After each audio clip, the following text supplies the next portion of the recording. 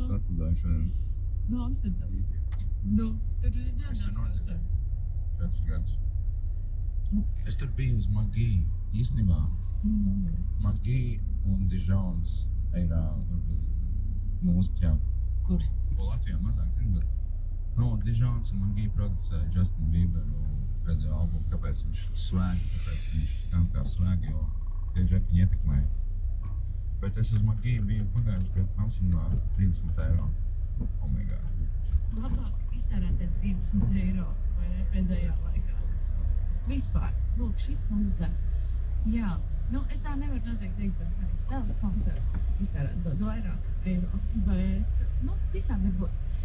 Paldies, Viesniek. Paldies, ka tu rādi mūziku un šovasar arī mēs to varēsim dzirdēt dzīvē. Es vispār biju plānojusi pēc mūsu sarunas atskaņot dziesmu. Tu nāci, bet tu tik daudz stāstīji par to ikonu. Tad labāk, laikam, mums jādara priekšroka ikonai, vai ne? Jā. Jā. Noteikti pienāks arī īstais brīdis, kad es noklausīties tu nāc šeit 5. ātrumā. Mūzikas virtuos Vēstnieks šeit 5. ātrumā īstenībā vārdā dos 89 centi. Lidl ir vērtīgi. 24. maijā 2011. Rīgas Lutera baznīcā Toļņkalnā vasaras svētku citādais dievkalpojums. Jā, to nevajag. Vairovīts Freibergeri. Jā. Arī to mammu. Mums ir par ko padomāt. Paldies. Vēstnieks!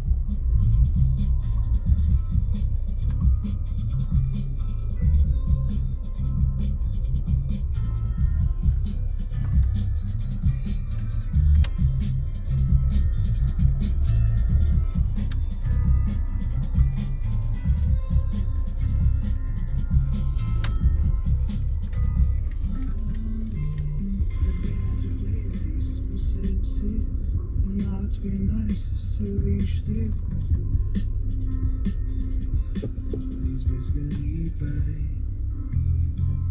Kad pasaulē viss apkārt mums mainās un tukšums sauc, turies man līdzās. Līdz bezgalībai, tu līdz man justies augāk.